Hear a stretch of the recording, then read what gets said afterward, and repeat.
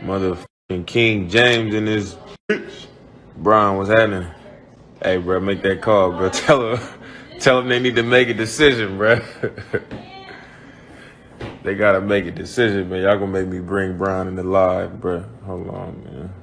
Let them people know What's we good, need my nigga? answers, bro.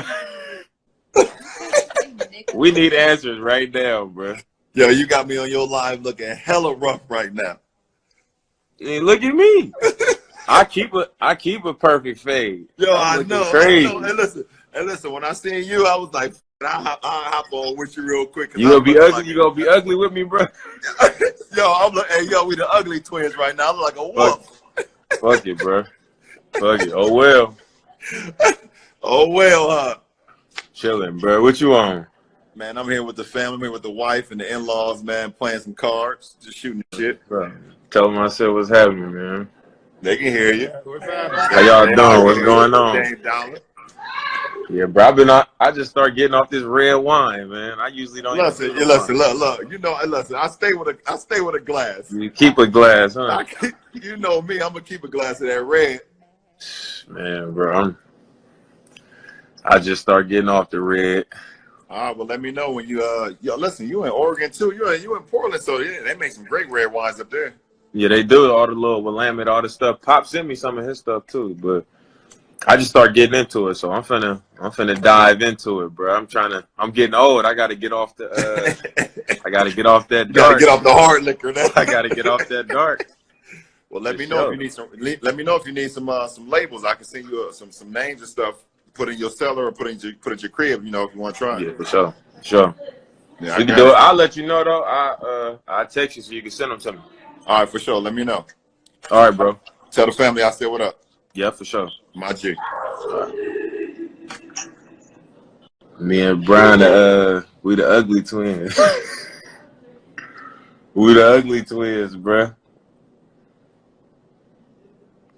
Brown beard, look, he got that Santa Claus beard going on. Y'all seen Brian glass? I'm in the regular glass, you feel me? Wilbon, I'll go to you first. How should Dame Lillard feel today about his future with the Blazers? I'm sure about his future with the Blazers. That's right. They're not going to get rid of Dame Lillard. I mean, you know how hard it is, particularly for a small market team, to acquire a superstar. Dame Lillard is a superstar. He's in my top three. After you set LeBron aside, Steph Curry and Dame Lillard are the two players, and we're adding Luka soon, that I would pay whatever amount of money to see, all right?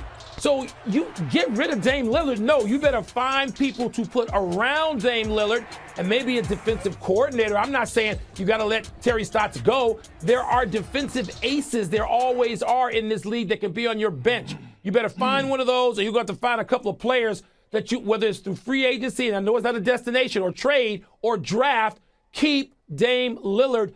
Figure out how to make that ensemble around him stronger. Perk, do you think that Damian Lillard could get out of Portland if he wants to? Or do you think he's stuck there? He need to. If he knew better, he'll do better. And here's why.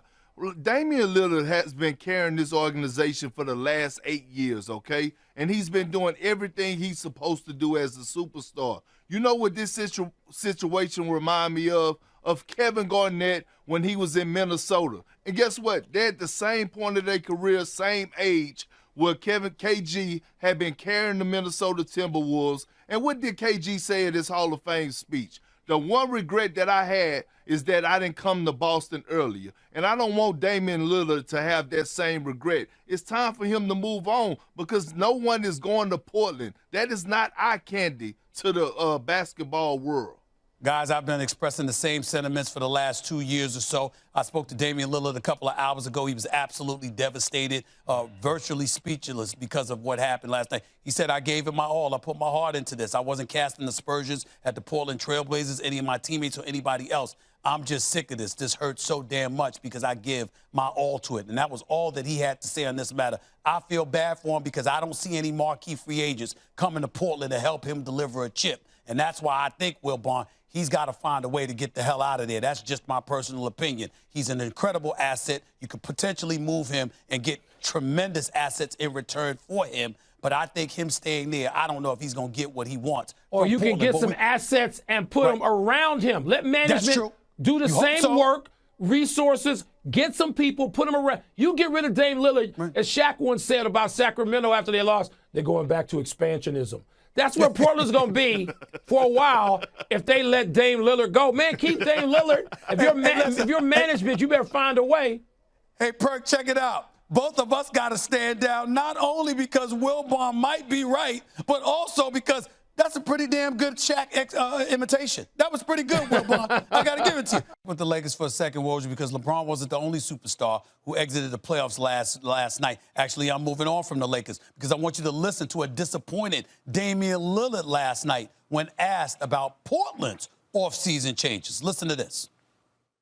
To come up short in the first round, and, our season to end on our home floor is disappointing.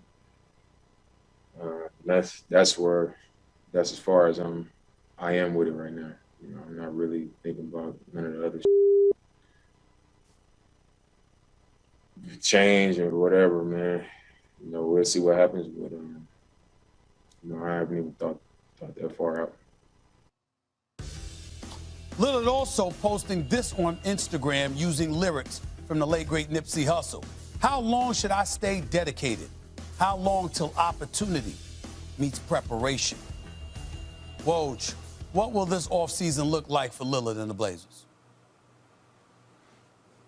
Stephen, I think the focus right now in the short term for the Blazers is on Coach Terry Stotts. He just finished his 9th season with the Blazers, second all-time winningest coach in franchise history, but this team has fallen short of getting out of the first round in 4 of the last 5 years. And defensively, this is a team that pretty consistently has been in the bottom few in the league, certainly among the elite offensively.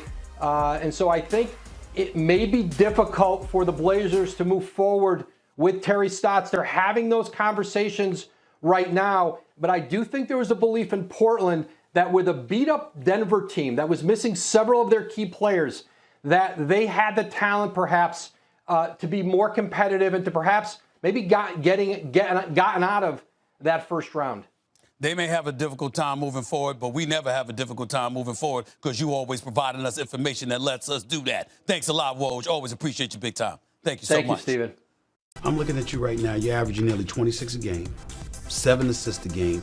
Obviously, everybody knows how big time you are, but they look back to last season and what happened against New Orleans in the postseason. Y'all got swept. Talk to me about what this last year has been like for you personally, coming off that kind of playoff loss last season. It was a struggle. We got the 3 seed. It was our first time since I've been in the league having home court, and going into the playoffs, we was excited. We really got action. We can do something. And you go into the first round, you get swept. Me being the main guy on the team, I didn't play well.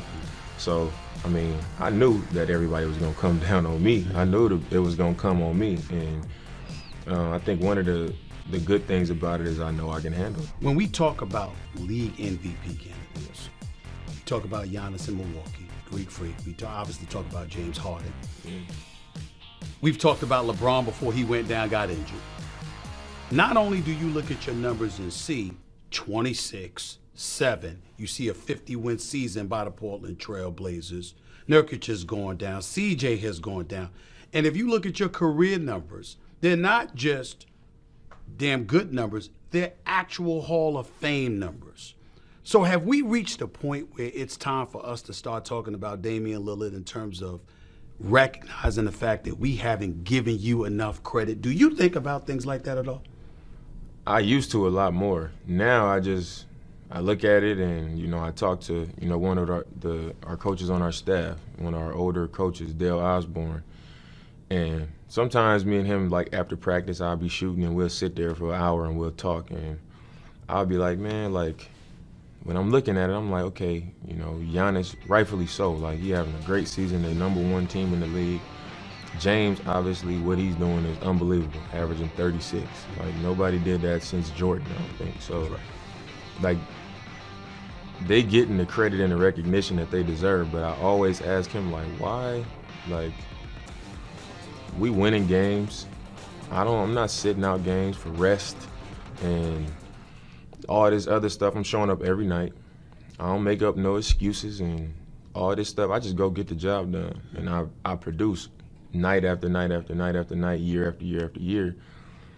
And so it's just not viewed the same as when somebody else is doing it. And what conclusion did you come to as to why that is? Why do you think that's the case? I'm really not sure. I mean, people always say, man, were you playing in Portland? And, you know, all this other stuff, but I'm not the only person that's producing in a small market.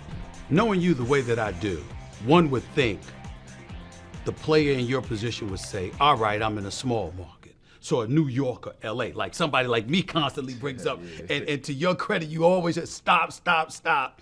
I love Portland, I love Portland. Yeah. You don't ever mention, you've never demanded a trade.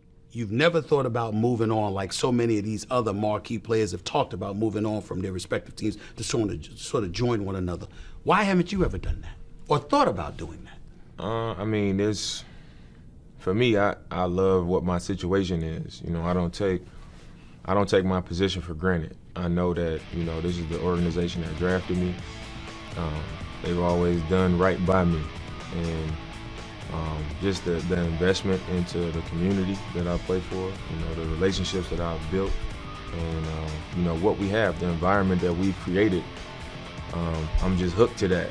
You know, I'm committed to that, and it's, for me, just my teammates, the relationships, my coaches, our training staff. Like, when we go to work every day, it's a great time.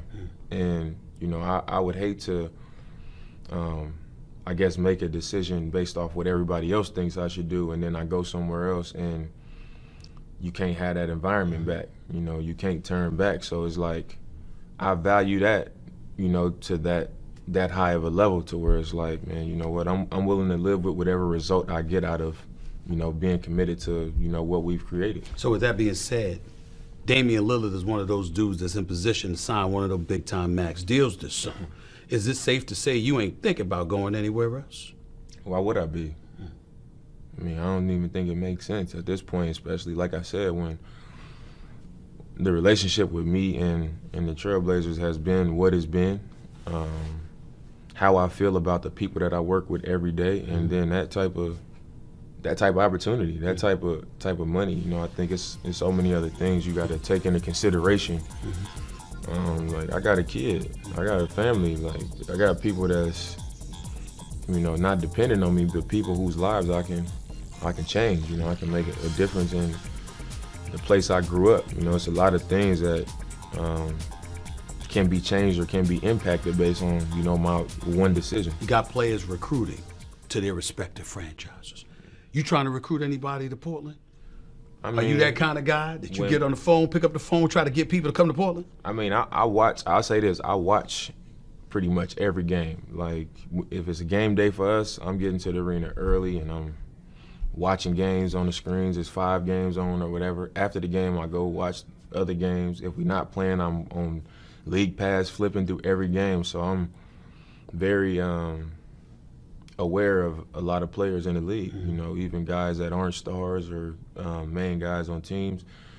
So I think everybody watches and like, okay, I really like what that guy can do. But as far as the stars, when guys are free agents, the people that I like, I'm definitely gonna have a conversation with them. I don't know if I would call it recruiting, but it's like, man, what's up, you know? Do you feel that you're one of those guys, those elite guys in this league at this point, that guys should clamor